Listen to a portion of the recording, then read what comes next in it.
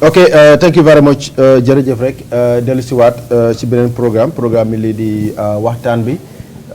namoon leen lool namoon ñoom Owens bàyyi leen di ma Owens wax naa leen loolu noonu su nekkee nii moom wala strictly code ñoom Owens ñoom baaji ba seen ak kii di oncle Sakho tey nag lu ñoo def rek mooy waxtaanee mbir yi nga xamante ne mbir yu am solo la fii ci biir lii di réew mi bokk na ci nag mooy gis nañ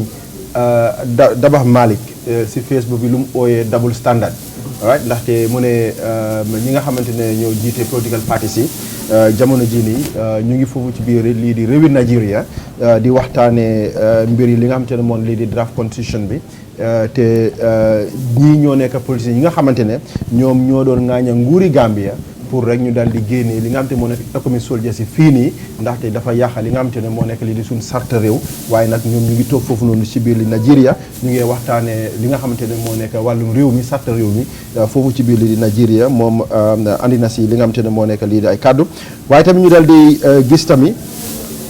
ki nga xamante ne moo nekk kii di Macky Sall foofu ci biir lii di Sénégal am na lu toll ci 20 doses of vaccine yi nga xamante ne yónni na ko fii ci biir lii di réew mi gis nañ ci ay xibaar ñu ne léegi tey Gambia commencé li nga xamante ne moo nekk lii di vaccination bi nii boobu tamit nañ ci waxtaan waaye tamit nañ laal tamit li nga xamante ne moo nekk lii di OIC projet bi OIC bi ñoom jamono ji nii seen project manager mu ñu ne ñoom nekk ñoom ñoo responsible li nga xamante ne moo nekk compensation ndaxte am na kër yi nga xamante ne ñoom dinañ pousse lu toll si 40 meters dinañ ko jël si ñoom waaye mu ne compensation bi ñoom is not their responsibility luy seen responsabilité ñi nga xamante ne ñoo moom responsabilité moo nekk lii di nguuri Gambie bi boobu gis nañ ko ci biir di xeeti xibaar yi Bakaw ak Kotu seen fire ambulance yi ñoo yëpp jamono jii nii nekkuñ di dox gis nañ interview bi nga xamante ne tamit taskari xibaar yi def nañ si bàyyi ko ci standard newspaper ñoom tamit demoon nañ nemmeeku Bakaw ak lii di Kootu ne jamono ji nii ñoom amuñ li nga xamante ne moo nekk lii di fire ak emergency response trucks yi nga xamante ne am nañ ko jamono ji nii waaye tamit nañ laali tamit Gambia security sector ndaxte gis nañ ñoom tamit jamono ji nii conditions yi nga xamante ne ñu ngi koo leeral ci media bi ñi nga xamante ne ñoo nekk ñi di standing committee bu defense on security bu si nekk si National Assembly ñoom ñu ngi continuer di def seen fact finding mission seen tour di xool challenges yi nga xamante ne lii di security sectors units yi am nañ ko bàyyi ko North Bank region ak li nga xamante ne moo nekk li URL nañ ci gën a ñëw ndaxte gis nañ ay ñoom Bakar FL Koli officer commanding bu Lamin Koto army camp bi kaddu yi nga xamante ne wax na ko nañ xool tamit police tamit kaddu yi nga wax nañ ko foofu ci biir di Janjambure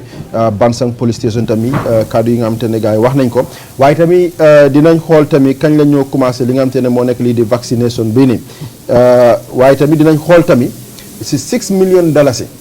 bi nga xamante ne jamono ji nii Gambia Police Force am na ay gestu yi nga xamante ne ñu ngi koy def ci armed robbery bi nga xamante ne xew na foofu ci biir lii di Sukuta si samedi bi boobu nañ ci gën a andi li nga xamante ne moo nekk lii di ay yaatal waaye fu ñoo dal di commencé rek comme nu ma ko waxee rek mooy kàddu yi nga xamante ne kii Dabax Malick wax na ko Dabax Malick nag ñëpp ràññee nañ ko ci programme bu ñu ooyee lii di gis-gis moom ci boppam mu ne ñi nga xamante ne ñoom ñoo doon ŋàñña li nga xam te ne moo nekk lii di réew mi di criticize economic forces yi stay bi nga xam te ne stay nañ ko fii ci biir lii di réew mi ñooñu ñu ngi doon wax ni lii dafa yàqa li nga xam te ne moo nekk lii di Gambia sovereignty waaye mu ne jamono jii nii gis nañ ñi nga xamante ne ñoo nekk ñii di political parties leaders yi nii jamono jii nii travel nañ foofu noonu rek ci biir lii di Nigeria di waxtaane li nga xamante ne moo nekk constitution ni réew mi foofu ci biir lii di Nigeria kon mu ne ñii dañu war a bàyyi li nga xamante ne moo lii di double standard te su fekkee ñoom ñoo doon ŋaañe économie bi dafa mel ni kon ñoom waruñu woon a dem bokka ci waxtaan yi foofu noonu rek ci biir lii di Nigeria ndaxte constitution ni réew mi foog na ne mun nañ koo waxtaanee fii ci biir lii di réew mi Cheikh Omar. jërëjëf Sara. Moustapha Olis Badji Badji ak Kawsu. long time aussi nga gisee. waaw sa lexa dina la fekk fii nii next week. Samoon lexa dina la fekk si. baala leen ak jégal na. waaw yow li nga wax ne si yëfi constitution bi. dafa nekk loo xam ne dafa daw yaram. because within these leaders. understand nga ñi nga xam ne ñoo doon di ko Kawsu dafa yéey di yàbbi si constitution bi. within them there is a legal mind. And that legal mind, understand, is a party leader of one of the biggest parties in this country. Understand that? Then Poknanes don't think for them any. Monsa plan don't them sir. We're now at the populace, look at them, land la pa uti, land la buga achieve, ak nakala ko achieve. Ak land la say to the constitution bo hamne Gambia, nyoko mom, nyoko wana binda, nyoko wana jagal, we call them di ko waxtaanee si beneen sovereign state na sanga foofu moom that leader foofu noonu dafa jalgati one. Number two, the other leader representing understand opposition, okay, like the Ismaila Cissé, like the CA, Citizen Alliance, he's a political scientist, for that matter, a doctorate in political science. They have no land more constitution. Land la constitution umba. Ota riwara am constitution. Ak lan la ñoo doye constitution ak constitution lan la aare li nga xam ne mooy doxalinu nguur si li ñu oyo governing factors. Moom xam na ko bu baax a baax. Xam ne li ñu wax ne di secret cow. Understand nga moom mooy constitution di dëkka. Moom mu war a seetaan ñuy dem beneen dëkka di ko discourse ak yooyu te mu ngi doon ŋaaña. Then Ling don't ngaya. So Malimako Oye, all of them they jumped the gun. They don't want to homework. They didn't do their homework. So Pimnekani, soon they may phone, soon they'll say Lana one. Colmunio one day. MP Singer Hamne, they voted against, understand that? Because they have constitution has nothing to do with the central government being there. National Assembly be MPs in your reject. Why so why ñom dañoo ngaño nguur gi la okay su doon government bi dafa wara dem force na ci ne la okay kon lañ def li ngeen def ni vote leen li it is a dictatorial tendency te boobu noonu correct so MPs ko naka daal di reject ñu ngi si dëkk bi dégg la ñu bari seen interview seen argumentation ak seen yow yëpp wax nañ ko waaye li di problème mooy su fekkee ne tey dem nañ ba nga xam ne constitution bi génnee nañ ko ne bëgguñ ko dinañ nañ bëgga te ki ko doon lead di ko def he was a QC, Queen's Counsel, muy Jallow. The lawyer Dabo from Gunju. I'm not used to HT more. One. Number two, more superiority oil in the CRC. Lini can't define what the CRC you go there. Then currency parliament be the committee on constitutional committee. You talk what an aye, Yena Union spokesperson for communication officer. Inga hamne do legal mind, amulu say discourse. Museni MK Marina. Understand? So for the next CRC bi ak amount bi leen jox xam nga su fekkoon ne yoon dem na ni mu waroon a demee dañ leen a sue for incompetence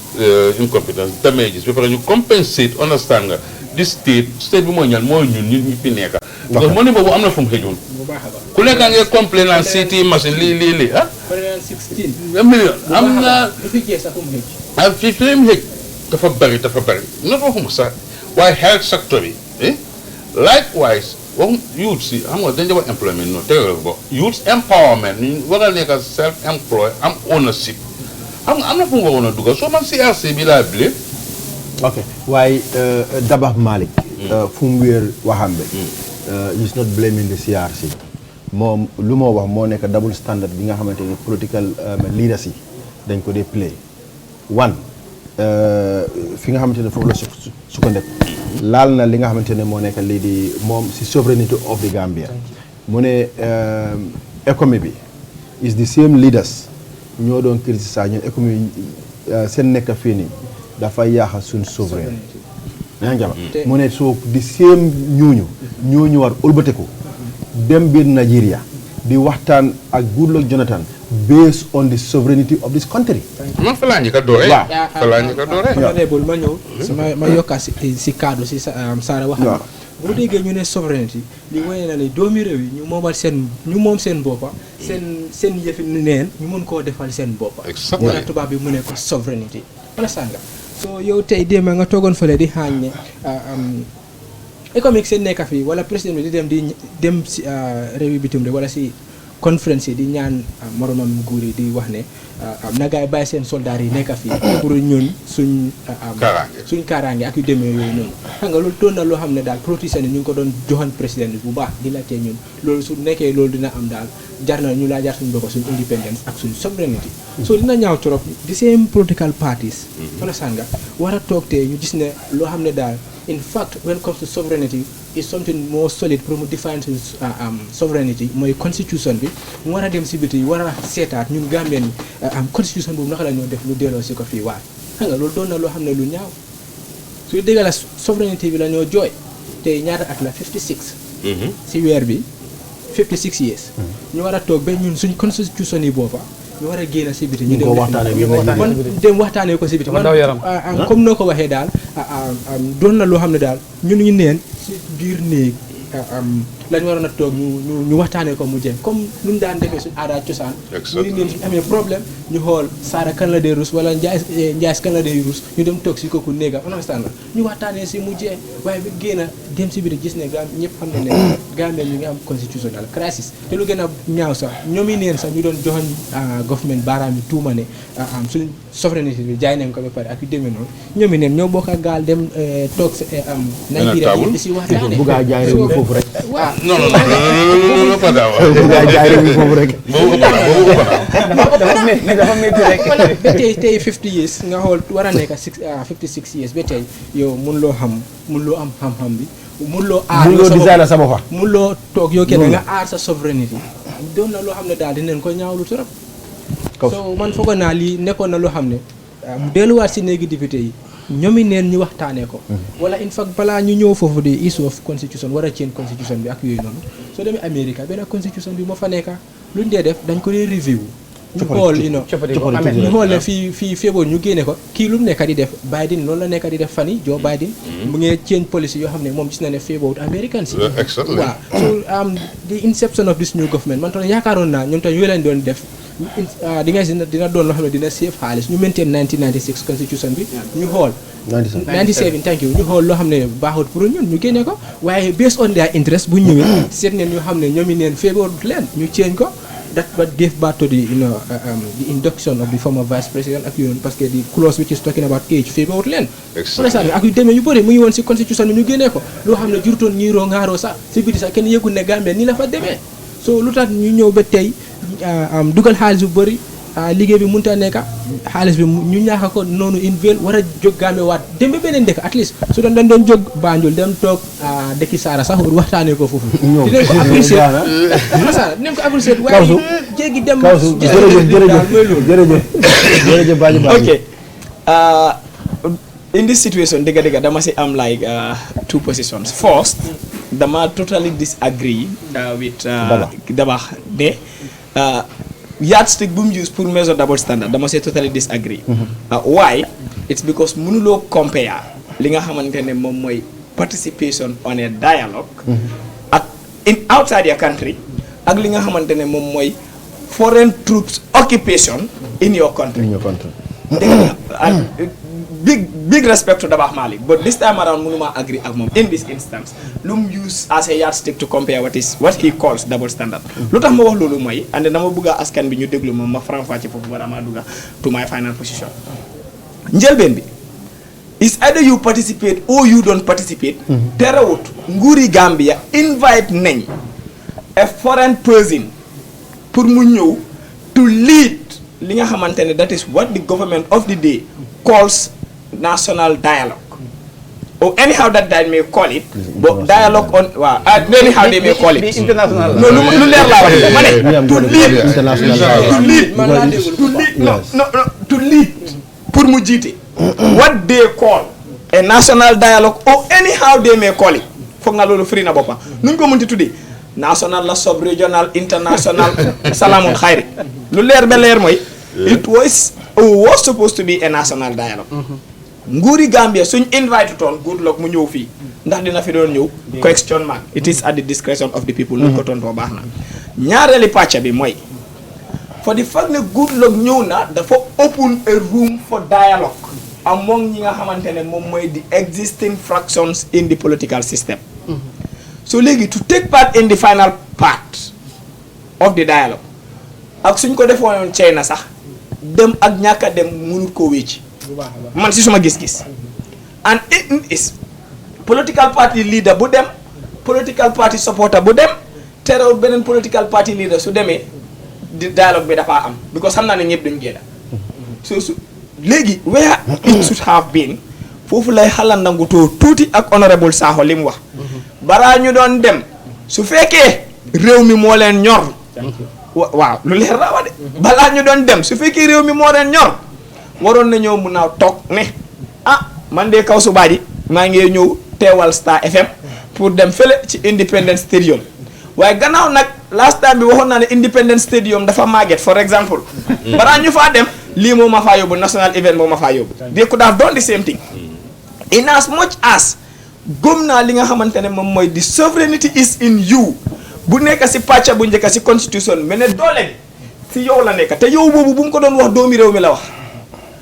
am na ñu teew ci biir réew mi fii the sovereignty is not in them the sovereignty is in us parce que ñun ñoo bindu am kayiti réew mi ba pare mënoon koo jaay dem nekk doomi beneen réew ñu bañ koo jaay ñooy sànni carte tamit ñun ñooy sànni carte soo foo di foog ne nangu ne ñoo toog fii wala toog bitim réew waaye ana suñ kayiti réew yi kon it means sovereignty is in us ñun ñooñu lam wax in this instance you who decided to condemn the earlier part and decide to support the final part su fekkee ne réew mi rek moo la ñor waroon ngaa mun a make that declaration comme ni ñu ko waxee si suñ constitution bi li about allegiance you should have said ne my allegiance still remains ne lii nii gëmuma ko waaye gannaaw su ma demul du ma am ku ba fa teewal I am going to participate to ensure whatever is discussed I will be in part that is participation léegi nit nga no sometimes we participate in what we don't agree like li ma dee wax in like what they call parliamentary proceedings you support a motion to move a motion it doesn't mean you agree on the motion because right now I think even right now so in Nigeria they are in deadlock. No, so in this instance to go there and take part to go there and take part means you went there to participate but ñoom waroon na ñoo mën a wax but for the fact that part raw nañu and this is why tey am na ko ma doon waxtaanal ma ne man si suma gis-gis su ñëwee war nañoo mën a ñëw and then programme bu jos xew léegi nii si Kacha wax naa ko si soose war nañoo mën a ñëw wax nit ñi ne dem naa dama demoon pour participer this is my position this is what is generally agreed lu tax das distinguishation individually mu important mooy ne dañ bëgg a xam ñan ñoo nangutoo ak ñan ñoo nanguwu toowul as the way no National Assembly members some of them voted no and they published their names in the chambers fi nga xamante ne tey jii su ma fa toogoon wax lu luy yóbbu réew mi wax lu ma munta wax ndax neex na nguur wala neexul nguur lu waa moo ma jox immunity ne kenn mënoon ma see téye arrest ma they use the social media to prosecute some of those National Assembly members and bu ma nekkee away I said when did we have a chief judge in the social media? No, because they prosecuted those National Assembly members for voting no. No, seriously. Those chief judge social media am na ñoom in this parity of ndax waroon dañoo dem wala waruñoo dem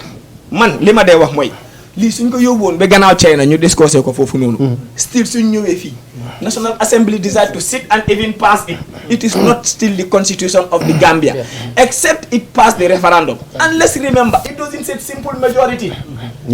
so why can't you do it at a national level engage use your National Assembly members and those monies that you are spending I don't want to mention any figure because xamaguma ñaata la use those monies give it to your National Assembly members to go and do community dialogue in the various constituents, wards and sub-wards, to engage the people and tell them lii moo nekk ci constitution bi, lii moo tax ñu daaxa ko wala lii moo tax ñu support ko. As we did in 1996. The same CRC new extension possible in the CRC of 6 months. Exactly. An extension of the CRC based on the CRC Act 2017.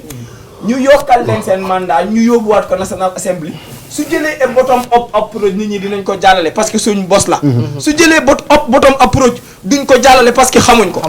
Fofu la bëgg daanel. Jërëjëf, thank you very much. Moustapha da nga bëgg ñu bala ñu dem ci benen. No mécanique ay kaw ci joxal na lepp mécanique li nga xamné comme lu jënon important yépp because man dama gëm né Sara li wartu na gëna li nga xamné mom moy réew mi because tay affaire Gambia la ñoo wax. Té Gambia dafa mom bopam ci ban at lañ moom suñu boppa 1965. more than half a century. more than half a century fi mu nekk nii ba léegi ñu nekk si nguyoo ngaayoo yoo xam ne comme jaru ko woon. te dëgg la Gambia bari na ñi nga xam ne tey yàlla may nañu xam-xam si fànn boobu noonu man daal su ma gis góobu ma ne comme mbir mi waroon naa génn li nga xam ne moom mooy réew mi sax comme ni ko kaw su waxee rek tey li nga xam ne comme tey dañ réew mi. kono boo xalaat am na ki nga xam ne moom moo ko représenté li nga xam ne moom mooy néegi ndaw yi tey foofu la ñu ko waroon a delloowaat ñu xool lan la gaa di def pour gis ne ñi nga xam ne comme ñoo xamul lan moo nekk si xaatim bu ñu xaatim noonu si kayit bi pour ñu war koo mun a xam ñu xamal leen ko xam nga comme ni ko kaw su waxee rek doo dooree si kaw ñëw wàcce si suuf ngay dooree egg si kaw xam nga suñ ko defoon noonu daal moom loolu moo ñoo gënal te ñi nga xam ne nag ñoom ñoo nekk si biir réew mi ku wax ñu ngaaña la ku wax ñu am lu ñu wax loolu foog naa ne comme jamono yi toll nii war nañoo mën a weesu foofu noonu parce que loolu nekkatu suñuy mbir parce que lii mbiri réew la constitution moo amee réew suñ demee ba jéegi waani kon war nañoo mën a xoolaat suñu bopp bu baax a baax a baax ñun ñooy ñan kon dafa mel ni ñun amuñ suñ kàddu si li nga xam ne moom mooy suñu biir réew kon nañ ko seetaat bu baax a baax a baax ñi nga xam ne ñoo nga ko fànn boobu nañ ko seetaat bu baax a baax a baax a baax su jaree pour ñu génnaat comme kaw su ñu ko waxee ñu yokk seen mandate mooy CRC bi pour ñu génnaat waxtaan ak li nga xam ne mooy askan bi jot na pour ñu def ko man moo ma génnaat ñu war a mun a jege waane honorable. jërëjëf thank you very much. lii du problème moo nekk nii am nañu parliamentarians 1997 constitution bi kuñ ko defee du Gambia fii. Gambia lañ ko defee. In fact, te ñi ko defoon. one of them is part of them. That is part of them. Man, I know. They are part and parcel of 1997 constitution. Yeah.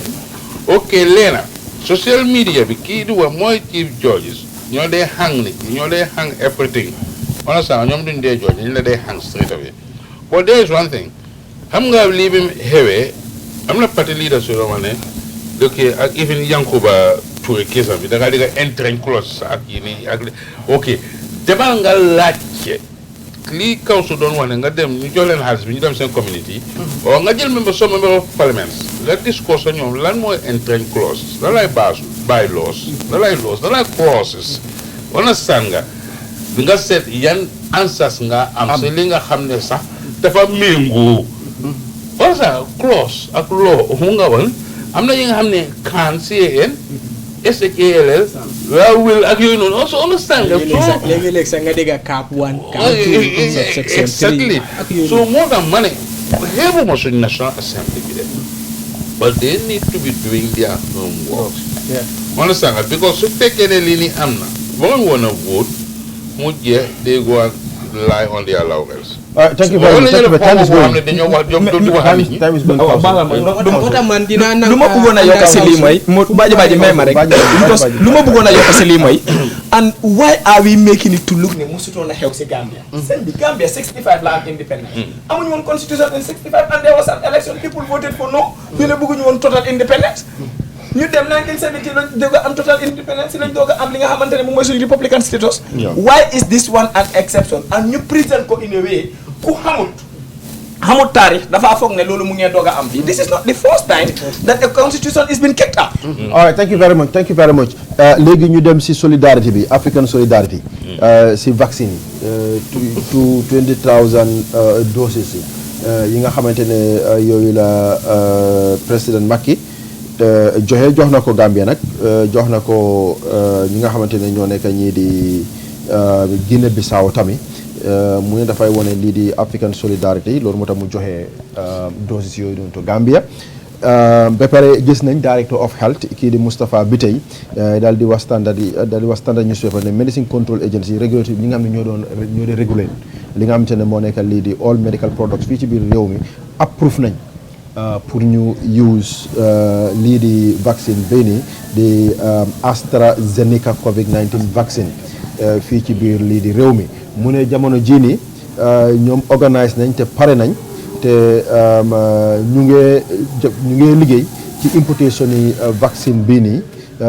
pour ñu am successful registration ak tamit ñu complete li nga xam te moo nekk evaluation process bii nii kon dafa mel ni jamono jii nii approve nañ ne vaccine bi baax na gars yi confirm nañ standard war nañ koo use ok léegi tey ñu daal di commencé li nga xamante ne moo nekk lii di vaccination bi fii ci biir lii di réew mi waaw dëgg la because xam nga tamit des nekk ak yi ñuy biotech ak Pfizer. China ñoo ko liggéey de. waaw aw nga léegi mooy. du China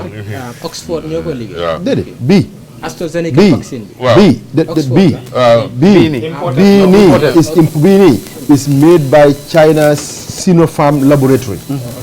loolu am nga li xew mooy mun naa la jox un exemple Astra is not a Chinese company xam nga li xew mooy nga ne pasta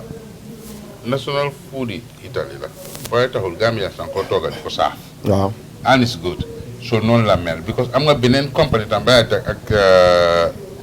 Pfizer kii man li ma si jaaxal mooy waaye saaw man Sénégal ñu ne produce vaccine bi foofu laa bëgg a ñëw waaw Sénégal li ma jaaxal fan lañ amee vaccin ba dañuy mun a jox 20,000 doses ko jox kii bi sax because man maa ngi follow li ma gis mooy UNICEF even li ñoo Africa ñoo ko joxe UNICEF ñooy lefi ndax Gambia is not a legal member of the UN body moo tax man mu jaaxal ma Sénégal waaw ñoo ni naan solidarité no I think fii dañ fi mun a clair because lu xew mooy Sénégal pour ñoom UNICEF seen donation bi dafa yéex and Sénégal dañ gis ne very recent li nga xam ne moom mooy COVID-19 case bi mu ngi doon increase fortunately man seetaan noon naa interview bi nga xamante ne Macky defoon na ko bu dossier bii nii doon ñëw and then lu mu wax mooy mu ne dañ jël si keesi nguur it means dañ jël si koppari nguur jël li nga xamante ne moom mooy pour jënda vaccine si from China because dañ realize ne naam dinañ leen jàppale loolu moo tax ñu jënd li nga xamante ne moom mooy 200,000 li nga xam ne moom mooy vaccine waaw si 200,000 doses boobu noonu 20,000 lañ ñu may ñun ak Sénégal ñun ak Bissau man nu ma ko gisee mooy tey ji criss cross bi si ñaari réew yi dafa bari by nature of geographical location benn question la am si suma xel te fii nag waxtaan bi la sax dinaa ko wax. non waxtaan bi la dinaa ko wax. mooy Mauritanie dañ bokk si réew yu booda ak Sénégal. Mali dañ bokk si réew yu booda ak Sénégal si li nga xamante ne moom mooy di border of Kaay. waaye Guinée Conakry di same. waaye Gambia and Mauritania. waaye Gambia and Bissau nga bàyyi this area. because criss cross bi dégg la bari na fi de waaye man sénégalais yu ma xam ñu dee jëndi cuub Mali. moo ëpp bari na de man xam naa ne Gambia moom is the annex moo gën a bëri loolu laay wax ni when it comes to some of these electronic gadgets ñu dee dem foofu dafa bari so léegi man waxuma dafa am li xew de man tey na suma xel and lu tax ma ne why these two countries and secondly tey si suba bu ma gisee suñ whatsoever available body bu wane ne gestu nañ ba approve ma ne leen gestu bi de gaaw nañ koo taalif man laa wax de loolu moo tey suma xel waaye nag tey xel moom taxut a wëccu fekk tey xel taxut a wëccu man li ma bëgg a ñaan mooy Macky mi order na péngu waa Sénégal continuer péngu ñun di first man ku occupy suñ state house bi honorable president Mr Adama Barrow and the first family na jël péngu teg ci cabinet ministre mi and their first family waaw ñooñu non I'm not part of the first family lu leer laa wax de lu leer laa wax and the first family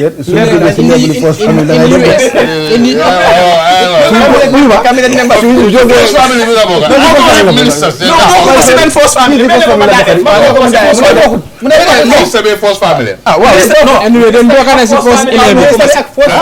ministre bi ak first family bi bokk ma si first family yow ak say doom suñ jógee si level first family dafa dem thank you very much doomi ministre jabari ministre yaay ministre dañ ko jox moto Raki minister muy runga mo ngi bokkul bitanga mi di mboyo thank you so raki ministre du ministre anywhere yaay ministre mun naa nekk ministre parce que dafa bokk si utility vehicle jabari ministre dafa bokk si utility vehicle doomi ministre dafa bokk si foo leen déggee ne kii raki ministre la moto moo ko yóbbu liggéey amul fenn so bu leen nax nit ñi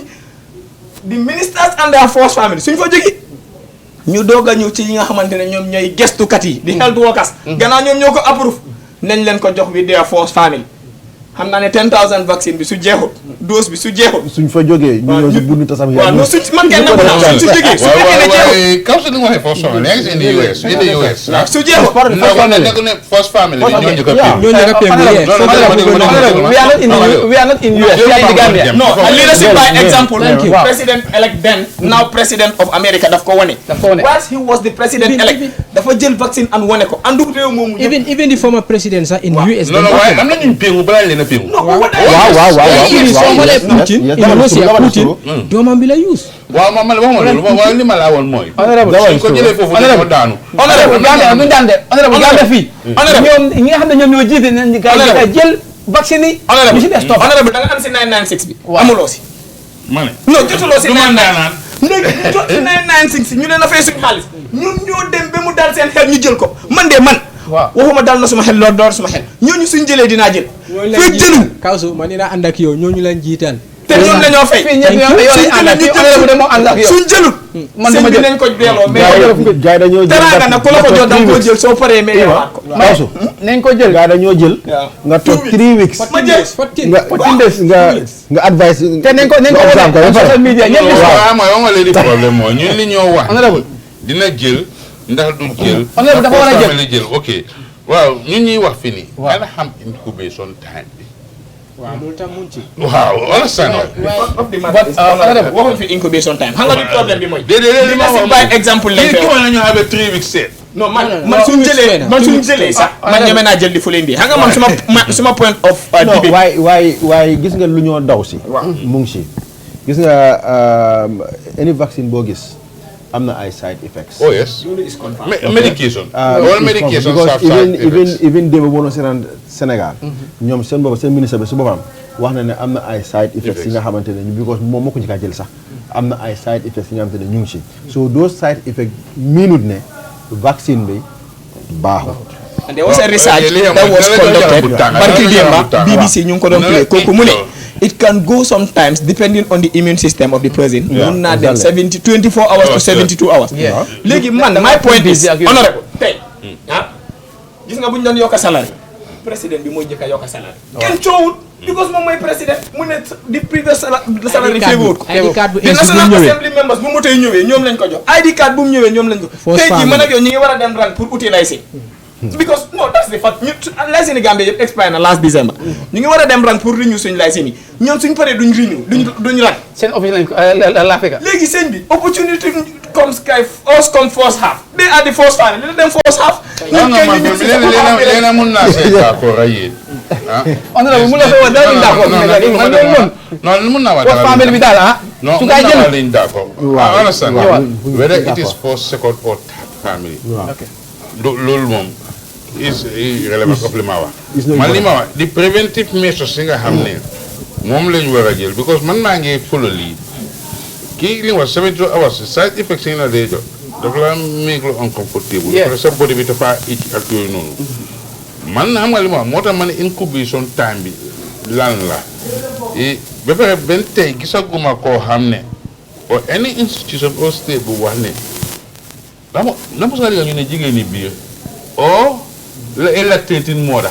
about this vaccine muso ko xam nga man yooyu moo ma ñor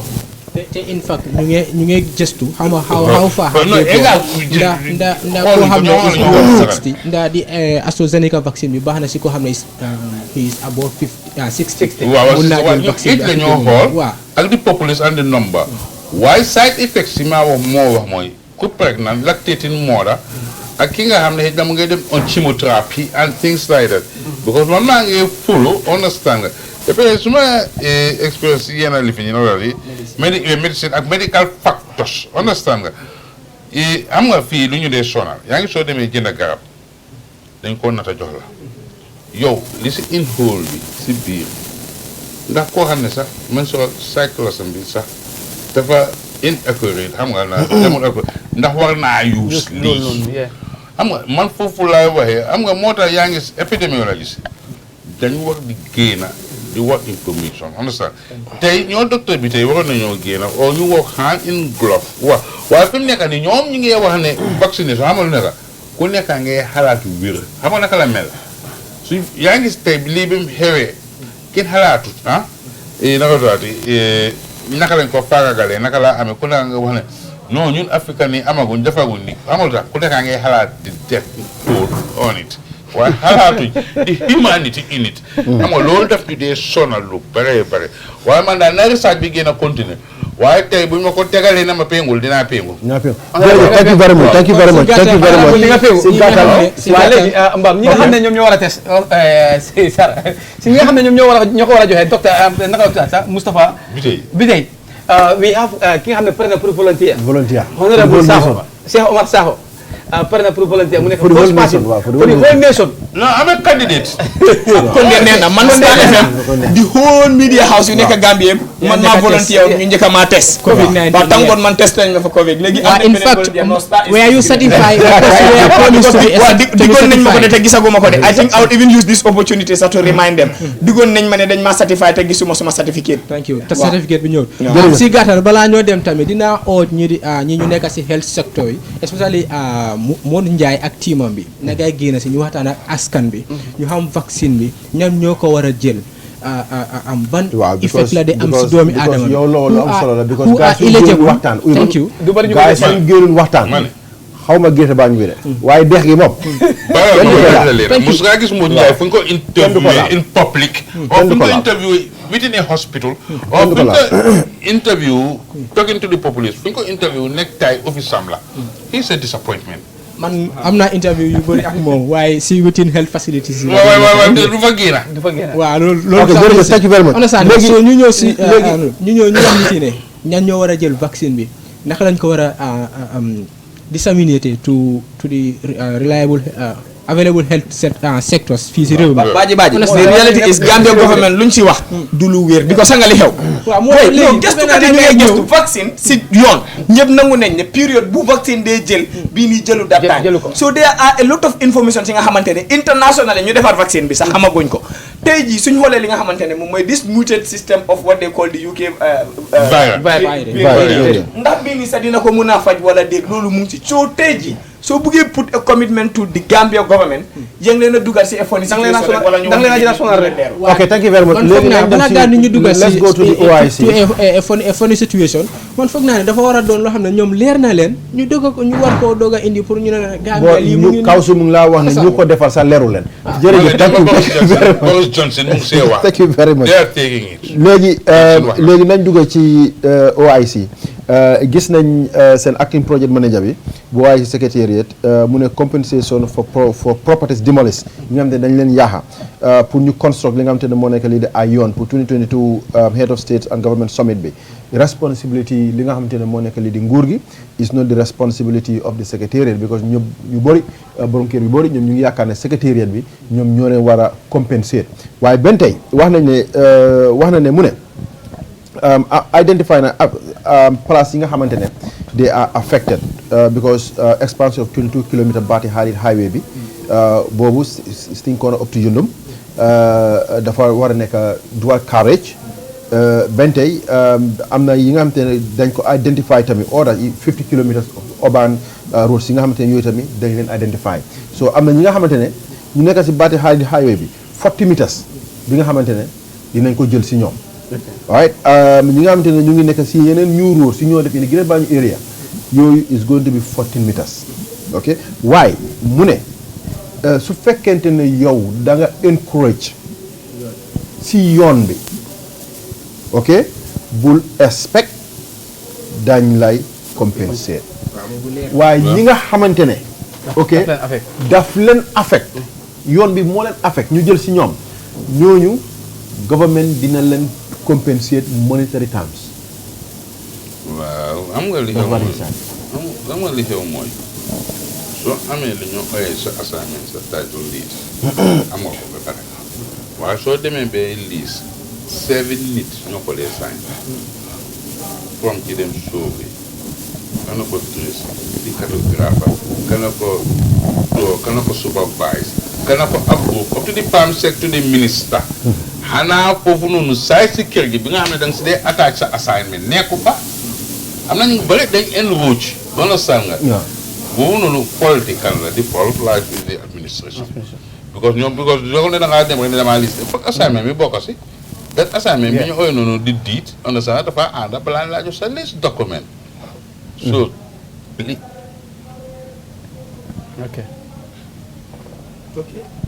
laa dégg waaw liste document bi understand nga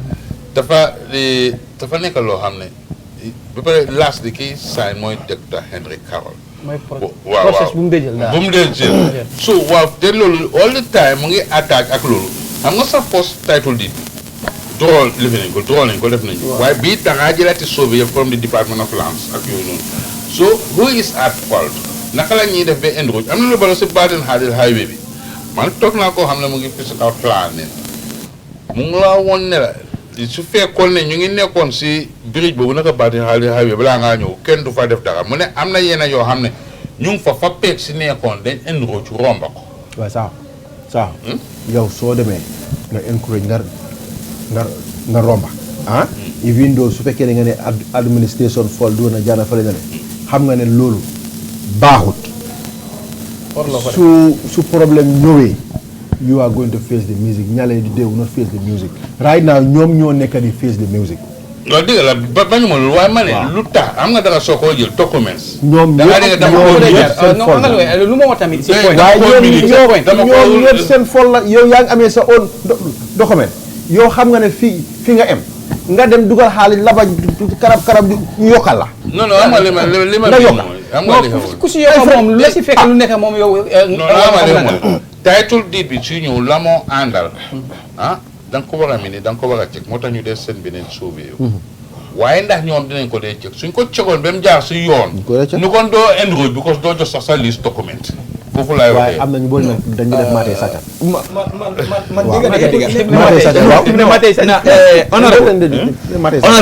honorable dégg bul nekk di wax comme ki nga xamante ne yow barki démb nga ñëw Gambia because xam nga lu xew Gambia am na mbir yu fi sax yi nga xamante ne nit ñi xam nañ ko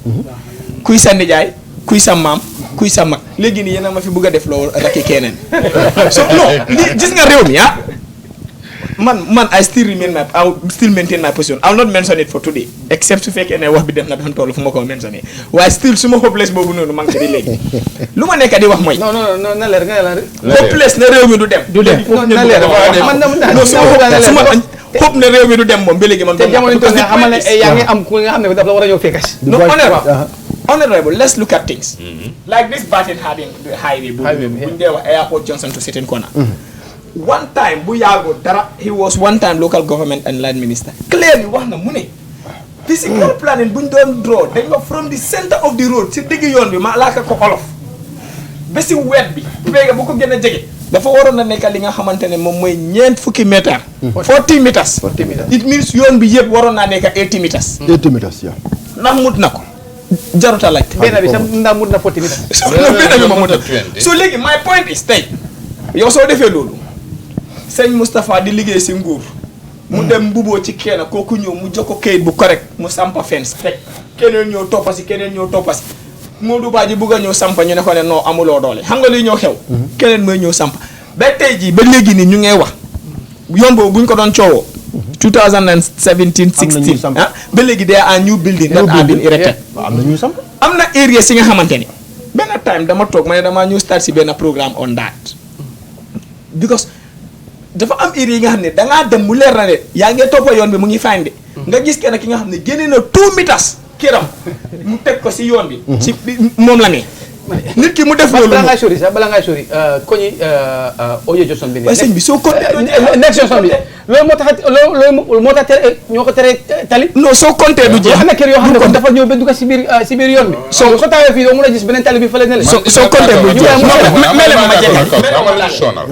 léegi in this instant su nit ki defee loolu réew mi dafa war a dem su fekkee ne yéen gëm ngeen ne dafaa dem no xam naa dafa war a dem waaye ndax dina dem is not the point réew mi dafa war a dem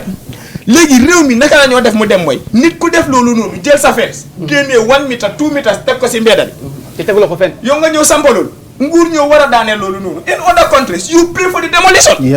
in other countries for the fact ne what you did is a violation xam nga dafa mel ni la te ma dégg ne bu kenn sàcca dafa ànd ak loi ma génn ñëw taxaw si bunti këri jàmbur nit ki génn ma dugg a génn si biti ñu jàpp ne sàccee mel na ne bu leen ma dóor lu ñoo def yóbbu leen ma police ñu yóbbu ma police ñu ne waa ji ne jëlal town trip ñu dem yóbbu ko koot su waa ji amul jéggi town trip loolu ngeen ko su te loolu moo nekk si réew mi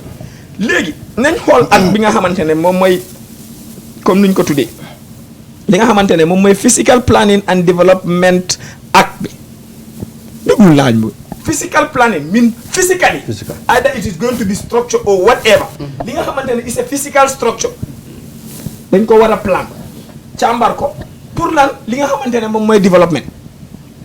léegi nii tey nit ki su defee loolu nga compensate ko keneen def leen nga compensate ko xam nga ëllëg ak si biir luy xew keneen mooy ñëw gis dump site mu sampa fa néegam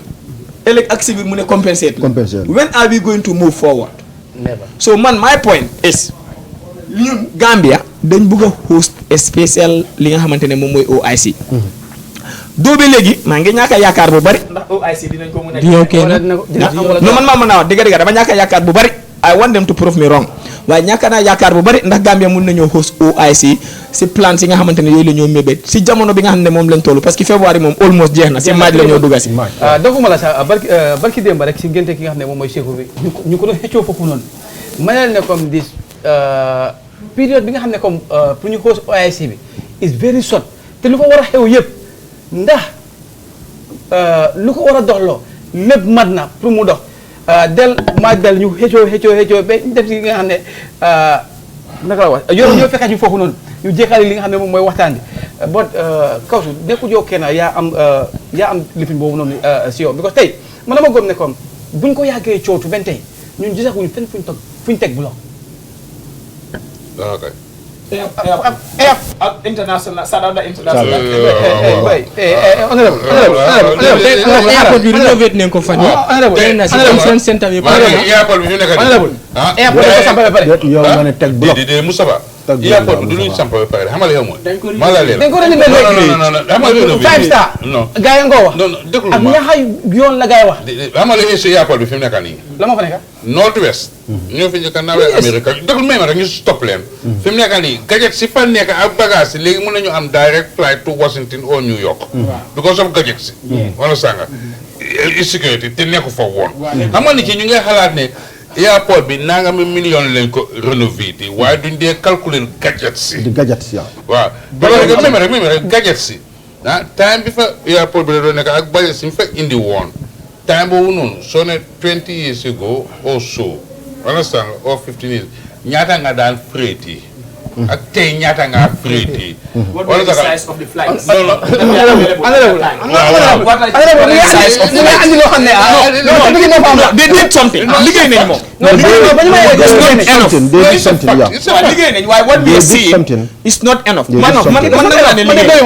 ok d'accord naa ne liggéey nañ waaye pare yaa ngi Sénégal sax Sénégal seen OIC bi fekkul liggéey carême bi pare am na ñeneen yoo xam ne sax seen xoolal ak fi ñoo dëkk sax plus dañ mujjee hire ay yaaj from abroad understand nga indi ko because pare wutoon. honorable yaa ngi joxe error comparaison. Sénégal iya buñ leen jox lañ host Gambia dañu jox iya ñu taxal ñu. so it's not a yardstick. waaw déglu ma. ba pare dañ saanoon seen contrat si yëpp. and they were being implemented. waaye lu tax pare wuñ woon yëpp. non wéy na because Gambia ñun pare ñu jox ñu yeneen ñaari at. léegi nañ bàyyi Gambia ñu ne ñoom. dañu may 2 years ñu ne dinañ ko pare. 2019 lañ waroon a host OIC. ñu yokk si ñaari at. kañ la OIC. 2022. 2022 su nekk 2020 waaw. ñaxa months moo si génn. ma ne 3 months. alama Chinese dañ lay liggéey xaaju guddi naka lañ lay seen yoon alamatilo kayro di yàlla.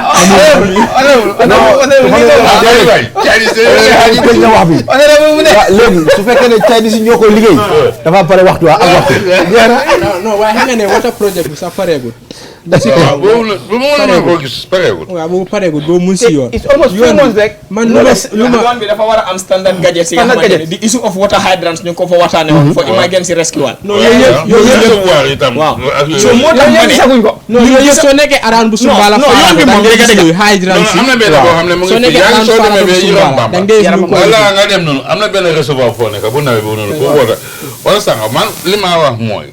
dëgg la it's a tough thing expérience nañ ko si bi nga xam ne AU la woon waaye bii dañ la ne mooy di second largest gathering in the world wala sànq du ma dinaay ne shortcomings dina am loolu moom du ma ko dinaay waaye suñ ne dara amut boobu laay wax ne dara am non waxuñ ne comme dara am dara am na dafa am li nga xam ne comme loolu lañ gis dara am na Chinese ñoo liggéey Sara 2019 lañ ko war na host mu fekk ne parewuñ ñu ñaari at nekkuñ parewutoon dafa am gàllankoor mooy parewuleen mooy parewuñ woon rek dañ parewoon mooy parewuñ rek élection yi parewuñ woon election was 2016 it was never a yardstick it was never a yardstick government is a continuation Badji dafa fekk élection bi jërëjëf Badji élection bi jël na time Badji Sara xaral na daaneel élection bi doon na loo xam ne boo ko December la woon last month bi waaw so ñëw 17 waaw ba pare la Sambou Dieng ne du dem so gis loolu thank you loolu boo xam ne si lu dilee la Sambou Dieng January la dem of 2017 Yaya Jammeh Lamin Bantang mu ñëw the same January of 2017 so depuis February when they could be at the Independence Stadium to celebrate and joy they could have planned because man dama gëmoon ne nguur agreement bu a previous government def as your predecessor yow da nga ko war a cancel nga ñëw gis nga loolu mu tax réew mi du dem because in as much as we cannot build on the foundation of others but we want to dig our own foundation we will never go as a country. Certainly. Okay, thank you very much léegi topic close dina dem du dem nañ dem Bakaw ak Kout xam nga kaw suba su toogee fii mu ne réew mi du dem am na so many things yi nga ne mu ngi happen yooyu they are designing factors ne réew mi du dem all right because man I cannot imagine Bakaw we all know Bakaw population Koutou population they have the functional fire ambulances how locomote the areas is they have the functional lii te lii yàgg na it is not now nekkul léegi it has been there why now because right now ñu ne ñoom suñ leen koolee su fekkee ne fire am na Bakaw ak Koutou wala di surrounding foofu noonu suñ leen koolee they refer them to Serekunda fire station léegi yow just look at the distance look at the traffic ambulance boobu balaa moo àgga foofu noonu fekk safara bi lu moo jeex na yow lu lay help mooy négocier ñoom ñoo lay help xam nga yaa ngi développement loolu d'accord na xamal leen développement bi te ñoom ñu ngi ko dëgg xaaral bi te ñoom ñu ngi ko gis waaye dafa war a ànd di démographique understand nga lii ba ñoo ubbi Bakaw fire station am na woon na coow lu rëy foofu si site bi oo jaani la kii bi oo jaani nga ma dégg indi loon na coow lu rëy dañ ne people we are fighting for it ñu ne lu tax ñu def ko because faa jaarale ga ña jege ak pipeline ba pare di la woon ne la Serekunda was more densely populated than that area te Serekunda amutoon fire service fire station man dama fanda yaa ngi fi lu mel ni health facility fire station ak yooyu dafa war a grow with the demographics so this waaye ku ko imagine the whole of Greater Banjul area. Wow. They have only one functioning fire ambulance which is stationed at Serekunda station, serving both Bakau and Kotu. No. That's what is going on. The language is wrong because if you understand the demographic, if they said Greater Banjul, that means Banjul to Brikama. So, and then Bunjene Kotu, Nyunko Yobu Finga Hanemo Brikama. And Banjul, they are operational. So, but the whole of Kanifing municipality, Serekunda, that is the one at Churchillstown, they call it Serekunda, more operational. I think for point of clarity, for Lula Bugona Leral, but I continue. But Yangis Lena Mufatami, Yangis so fire them very intense. Jet fires extinguishers in the airport in Digina. But no, water nega lo hamne, they could get nega a cover because airport is an airport. Understand? Why the problem more? Yangis say Gambia fire service and rescue services. Fi mu nekk Banjul fa la nekk since time memorial. IGB fa la amoon office si kaw fa la ki amoon office chief fire officer bi. Fi ñaari moto di taxaw noonu ku nekk benn moto nekk sa gannaaw. Understand? That's it. The Banjul expand na be how to call it tobacco route. Selcom ni fan la nekkoon mobile. The tefes be fan la nekkoon mobile petrol station. All those things for one. Since time memorial, the same fire station. Misplaced priorities. Lola, let's take the bull by the horn. You want the digger. Nyata fire chief fire officers no for job. Go up Bama Deme London, Bama Lifine, Evon, Bama Deme America, Banga New Gambia. So Lulu more the problem. So Lola, because the young is Lena Mungfasa. Young is motor fire service if in a canny. Government, donation from Evon to Lulu Roger Bakure. A close friend of mine, Moko Doha. At least Munio Hamnesa, government of Kojila, high standard of Yono, like Barry Saftomonia, consider Villanica. Hamga lihe mo yang motor fire service no mo gina magate dama don certain documentary split it ci TV nya def no wala ne tanki ni mele ni ndox mi ni demé wéet bi ak balance bi ak speed ak ñaata la mëna jox mëna ko pa moto o mëna in dysfunctional so bugé fay li xew moy yang fire service man li ma ko gisé dañu waxona romba fuñ tollu ni mais ba amale moy fire service Gambie non c'est rescue bi bunu ay non ak ñi ci bit so bëggé la ñu fi jëli la fire service dañ waxona am lu ñu oyé paramedics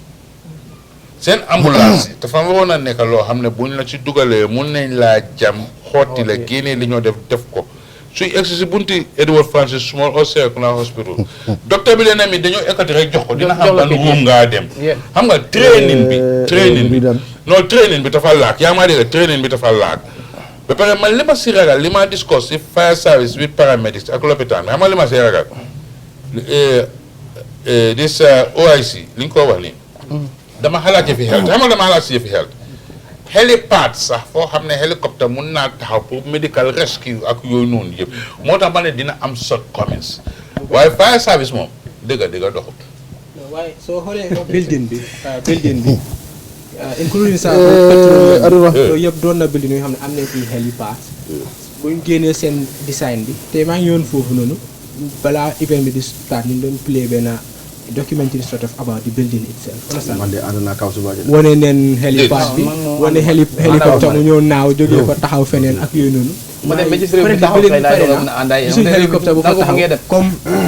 image vidéo bi lu mu nekkat yi portrait fële tamit naka sax OIC fii nii petroleum tamit they have a helipad si kaw waaye gisuñ hélicoptère bu fa taxaw so mooy loolu daal gisuñ te government ñoom soo xoolee fu gars yi di bàyyi xel mooy OIC conférence bi su dooree ñoom dinañ équipe suñ sécurité bi which include the fire service and so forth waaye loolu dafa leet ñu war a toog noonu war a xaar ba loolu kenn xamut whether di am project bi dina matérialise la déedéet national yooyu yëpp doon na yoo xam ne kenn xamut ko te man sax man leneen laa ji dégg Gambia fii fu ñuy lifin ne dañoo lifin inaugurate a fire station te xam nga ñun population bi mu ngi grow understand nga xoolal léegi ñu ngi am i dëkk yu es bu njëkka doo daan xaat li nga dégga nit ne jaabang ak yooyu noonu waaye te ñu ngi dégga i jaabang i labakoore ak Banyanka ak yooyu noonu te man yaakaaroon na as the population grows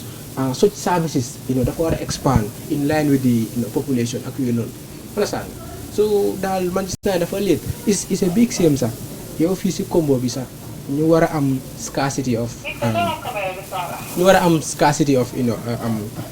fire service ak yu demee noonu ñaaw na lool te nga xool sax si jamono buñ toll 21st century te ñoon fii ndox problème la waaw ndox moom mooy number one problème léegi alternative lu mu dee doon mooy pompe yi ak yooyu noonu dëkk bu amul ndox bu correct nga ñàkk a fire service yow daal dina doon lu ñaaw trop fire xam nga réew mi buntu boo laal mu ngi am problème mu ngi am jafe-jafe foo munti laal mu ngi am difficultés foo munti laal mu ngi am jafe-jafe let's look at nañ xool standing committee on defense and security bu National Assembly okay because fact finding mission they went on top waaw xam nga kaw su toogee mu ngi du dem man ànd naa moom no honestly because look at in North Bank region since the inception of the army tey la war a gars yi war a door di draft a policy document for defense policy thank you very much loolu rek léegi nañ xool biir North Bank region ak URA Bakary FL Koli officer commanding OC ak Lamen Koto Army Camp ok mu ne ñoom de lack medical unit si camp bi ok te mu ngi na affect serious ndaxte any soldat bi nga xam te ne feebar na foofu noonu dañoo am pour ros ko to the nearest health facility te it should not be ok léegi mu ne de some of the challenges yi nga xam yow la gars yi face across the border crimes yi nii mooy one mobility because ñu ñëpp xam ne how porous our borders are mobility number one ñoom lu ñoo lekka because yow su fekkee ne yaa ngi dem si fight crime yow amuloo lekka number two accommodation fuel allocation and lack of modern technology among others that's what they face speaking at the Janjanbureh police Julde Camara mooy nekk député commissioner si station mu ne ñoom duñ dee receive even transport allowance in the rural areas loolu moo tax officers yu bëri jamono ji nii dañ dee bañ pour ñu post leen in the provinces ok benn tey mu ne right now they are in serious need of uniforms shoes daala bi de beneen combat boot lañ wax and also for standard record keeping they also need a computer. Thank you. They need printer. They need photocopy machine to ease their work. Pare ko ma di xaaral rek. Bansang police station ñu ne ñoom lu fa gën a bëri mooy road accident rape gender violence yi nii lañ dee report at the station. ok so Babacar Jatta bente mu ne ñoom duñ dee am even risk allowance waaye despite that they are doing their work. He expressed dissatisfaction with the government. Ne dañ leen neglect. They neglect them. They are losing officers. Yi nga xam te ñu ngi naa lose. Why? Because of officers they are not being motivated. Okay? And the situation they are facing right now is very terrible. Mu yokkasi mu ne regardless of the low salary bu gaay dee am each officer moo dee contribute $300 at the end of every month pour feeding. mu ne when it comes to breakfast su fekkee ne ndéewoo la ak reer boobu yow yaa ko dem lijjanti sa bopp bés bu nekk. Sir yaa ngi so maa ngi ñu ngee ñëw even ñi nga xamante ne de si prison bi foofu noonu sax according the prison currently has 64 inmates and there is no high court in the entire region. ok dañ ko def find very difficult pour ñu mun a escort detainees yi to Mansakonko or Basse for court hearings. Alright, ba pare the standard of the prison because according to kii nii naka la tudda according to the National Assembly kii nii naka la who double as the Speaker of the National Assembly Mamadou LK Sane moom ci boppam mu ne honestly moom ci boppam he is not happy kontaanut bu mu gisee di prison foofu noonu the condition of the prisoners is not encouraging and something need to be done to uplift the status of the prison because they are human beings. Even the headquarters of the prison staff is not fit for human being to use. non bu demagul yow réew mi na def nga ba ma rek si gàttal rek honorable last week Sunday bi nii rek laa ko jógee wax aduna mooy xelalante because tey lu fi newoon démba foog naa ne war nañ koo mun a weesu because xam nga loolu man dama gëm benn mbir boo xam ne tey su ma nekkee ak Sara benn level next year war nañoo mun a improve because tey dañ ko am ne comme suñ security sector bi nekkuñ di leen doole dañ des gannaaw trop and we have very good officers yi nga xam ne comme tey suñ leen empower woon rek it will be something else in the Gambia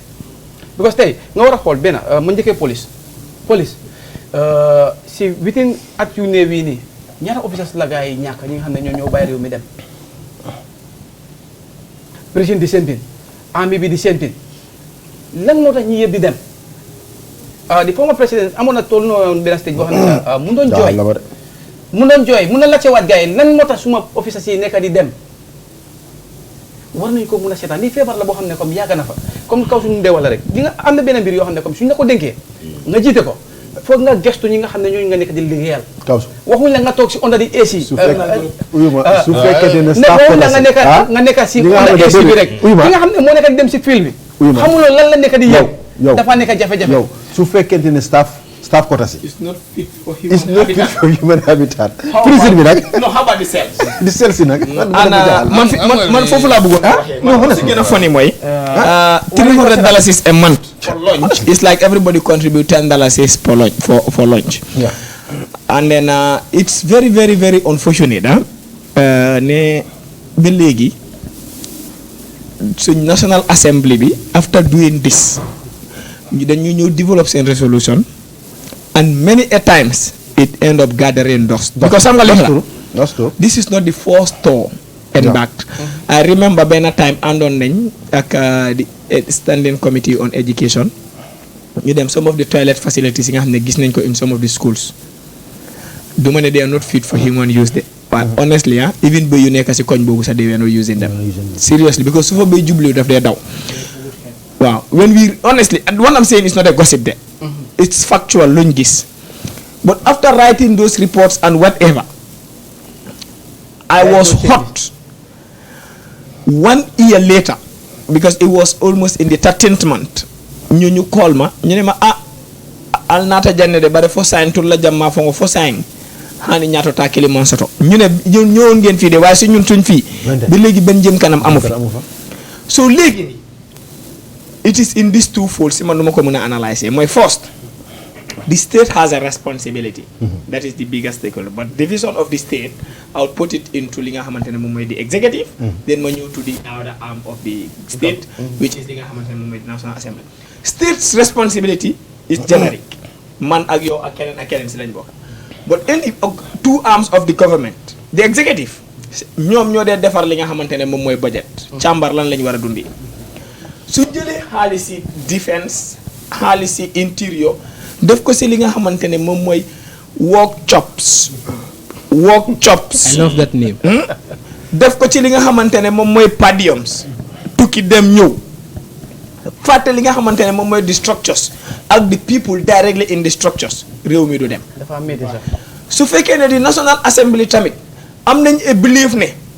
Gambia is not in war and therefore the defense budget is too high dañ koo cut and xooluñ areas yi ñoo cut dañoo sonna because sangali problème bi mooy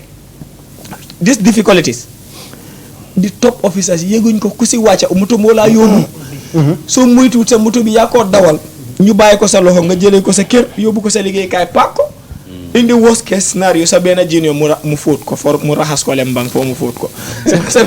sa benn junior mu raxas ko su pare waaw nga dugaat nga jël ko dem bés boo ñàkkee fuel for a week nga lijjanti ko waaw amuloo anything that you're contributing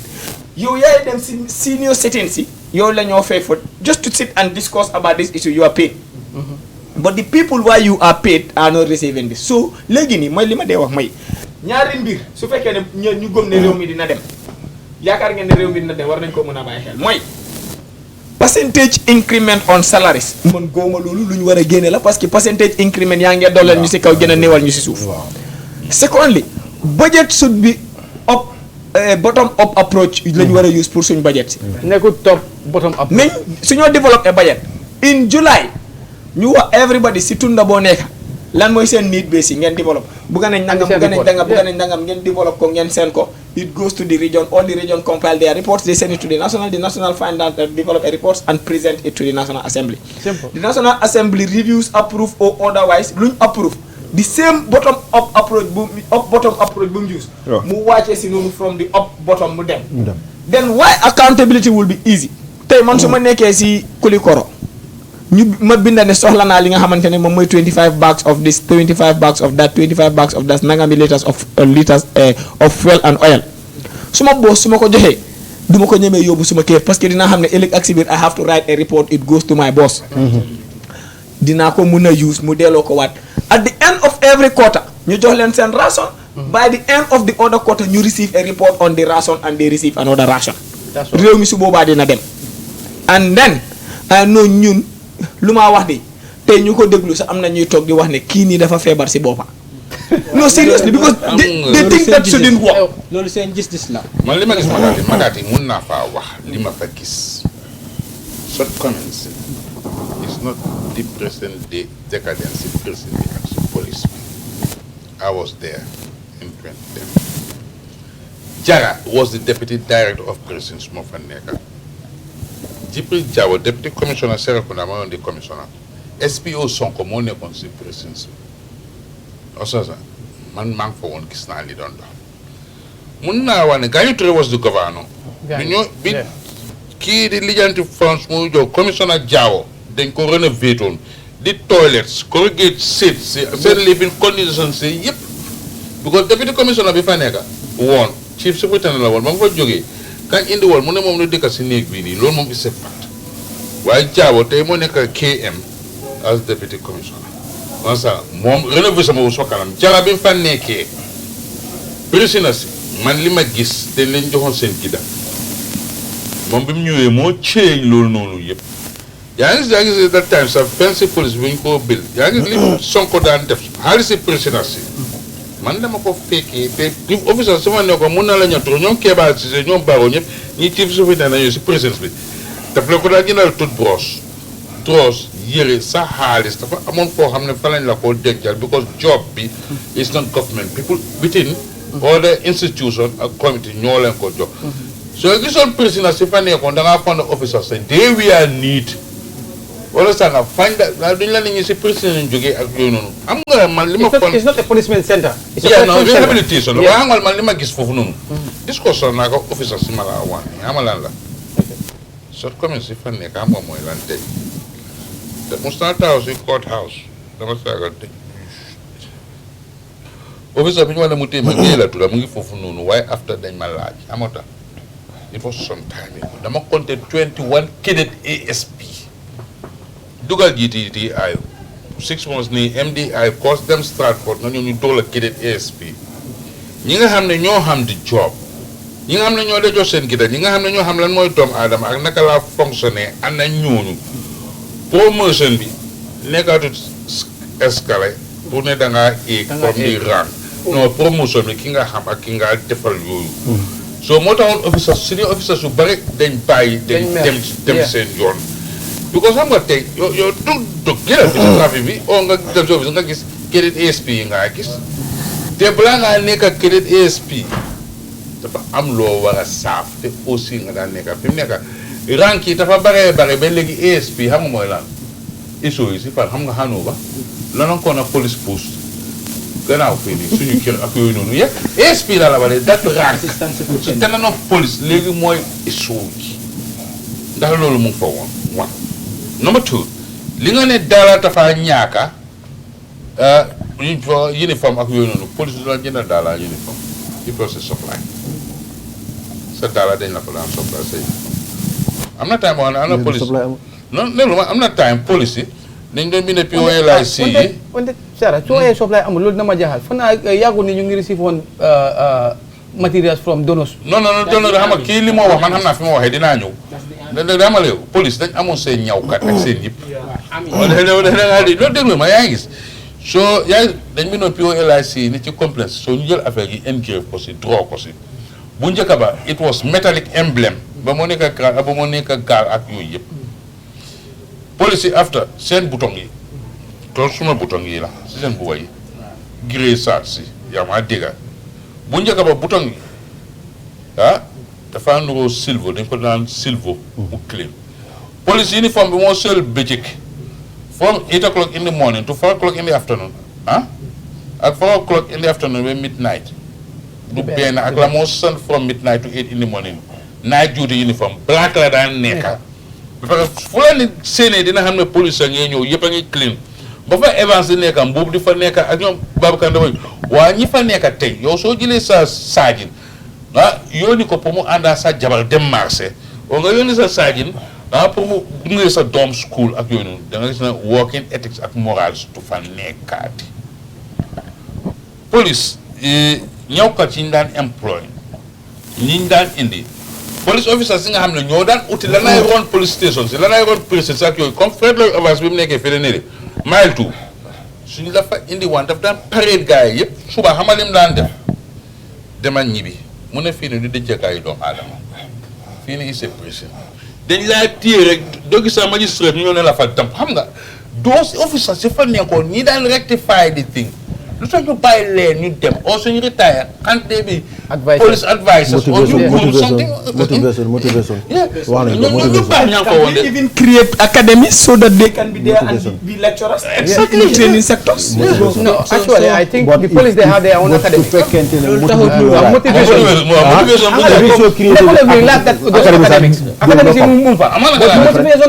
nga feebar docteur jox la garab naanuloo ko doo wér mooy motivation boobu. So comme Sarah lu mu wax la rek académie bi mu fa comme right now comme ñi nga xam ne comme nu ma ko waxee woon rek honorable ñëwaat na si ñi nga xam ne tey start nañ système bi they know the system very well xam nga ñooñu war leen a bàyyee ñu demee noonu ñooñu war nañoo mën a ñëwaat si système bi comme nu ma ko waxee woon si teachers yi rek xam nga doo mën a am doo équipe yi nit ñu dem ba nga xam ne comme tey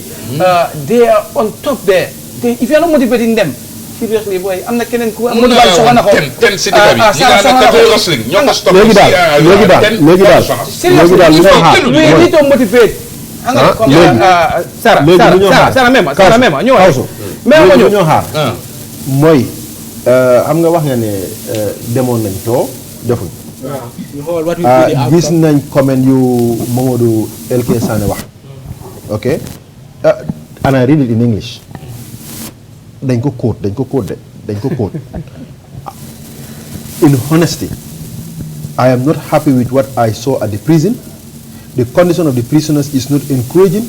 and something needs to be done to uplift the status of the prison because they are human beings, unquote, Honorable Sane. He added that the headquarters of the prison staff is not fit for human beings to use. Also added that the prison staff is living in a horrible life at the prison yard which needs urgent attention. Léegi ma xool ndax moom dina champion this? war na ko mën a champion dinañ ko war a mën a champion ko seet after gas ñu def seen recommendation because am na the powers waaw loolu su amutee then the repercussion will back bounce to him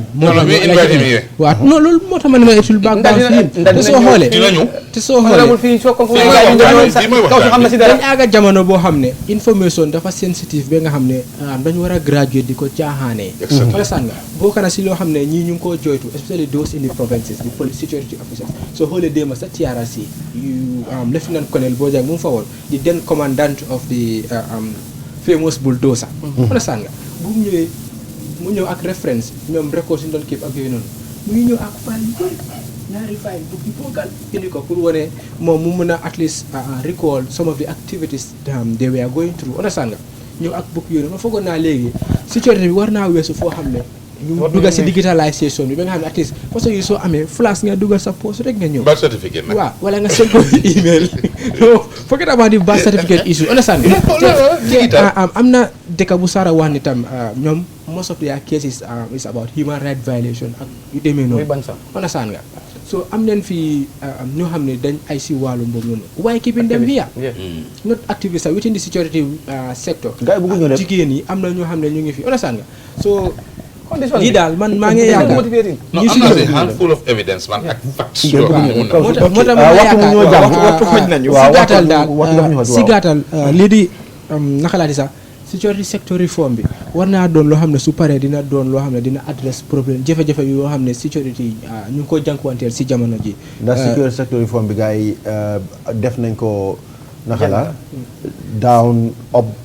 approach waaw mooy loolu daal gars yi dem nañ toog doo tey sant dem naa bottom approach dem naa baaji man lu ma bëgg a wax mooy I think in as much as understanding the National Assembly approve nañ the budget for this year ba pare xam nañ ne already Gambia am na partnership with many countries so man li ma ñaan mooy as a matter of urgency comme nu mu ko waxee mënuñoo toog ñu war a present to the people ne government moo ko war a mun a def and when I said the government this time around because it's only in the Gambia that I see National Assembly members said it is the government I wonder what are they waaw because if one arm of the government is saying government ñoo ko war a def so you wonder what are they but lu ma bëgg a daanelee may ne nañ xool li nga xamante ne moom mooy partnership gis nga man dama gëm si BOT de bill operator and transfer if the need be nañ def loolu and then ñu mun a xool li nga xamante ne moom mooy di other outcome but benn mbir moo ma jaaxal may by the end of the tour ñun de si media bi rawatina fii waxtaan bi ñun bëgg nañu gis a comprehensive report because tour yi bari nañ ku jóg bëgg a lekk xaalis create tour su ñëwee mu develop few lines ba pare ëllëg ak si biir du am li nga xamante ne moom mooy recommendation ou su amee report su amee report record bi du am recommendations with time frame dama ñaan let it be in periodic every quarter what did they expect that their tour could yield fruits on mu am li nga xamante ne moom mooy milestones every quarter ñu ne by the end of the first 3 months dinañ am lii based on this dinañ def lii and then mu am periodic from first to the final quarter xam naa ne first quarter bi almost jeex na March rek la but yaakaar naa ne in 1 month war nañu mën a def dara as a matter of urgency then in the second and the third the fourth quarter ñu gis outcome noonu rek la réew mi mën a développer but if not it will be difficult and then we will not accept anybody mu bañ a def liggéeyam muy shift li nga xamante ne moom mooy blame to the government ou li nga xamante ne moom mooy di cabinet minister si thank you very much waxtu jàmm nañu balaa nga thank you very much man foog naa tamit suñ foreign policy jar na tam ñu bàyyi ko xel trop nekkul suñ demee suñu relationship yëpp dafa nekk road construction ak tabax bridge ak yu demee noonu at least understand nga am na vehicle donation ak yu demee noonu man foog naa ñun as personnels ñun as doomi aadama suñu foreign policy war nañoo doon ñoo xam ne dinañ si njëriñoo understand nga at least su dee China ñëw neen tey ñu wax ne bugga neen seen jën yi understand nga ñu gis China da bugga neen su dee China bugga neen suñ jën yi ñu war nañoo wax ne China bugga neen ñu am non bul woori nekkul dama pénguwuma ko de dama ko wax. loolu beneen topic la dafa am China lopitaan lañ bugga bu full equip thank you lii lañ bugga lii lañ bugga waaw te géej bi sax ngeen nekk fi tam nangam ngeen dem bay ñëw ñu la leen tuul fis bi soo lañ ko lii nii bi ko li ngeen see am ni lii lañ si soxla thank you parce que xaalis bi mu ñu yóbbu foo xam ne duñu ko dee gis understand nga man sax bëgg naa ñii di at least foreign investors yi su ñëwee ñu dugalee seen bagage si noonu at least dañoo équipe seen police bi lii lañ bëgg dinañ équipe seen police bi ak yi dina leen jàppale fire service dinañ nga seen immigration dinañ ko def ni ak yu demee noonu understand nga dina leen tabaxal li man foog naan police yi boobu noonu si lañ war a téye daan yónnee xaalis ak def xaalis moom mooy loolu waaw loon bi ak loon bi parce que nga gis loon bi lu mu tekki nekk fii dañu poñe loon bi daf ñu yaaga poñe léegi